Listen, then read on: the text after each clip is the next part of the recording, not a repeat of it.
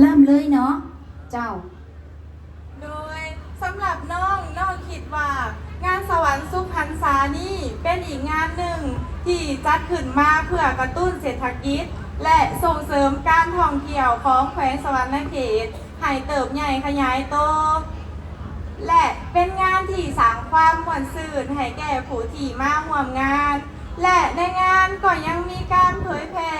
สืบสานตำนานวัฒนธรรมฮีตของประเพณีวิถีชีวิตการเป็นอยู่ให้คนภายในและต่างประเทศได้รับรู้เช่น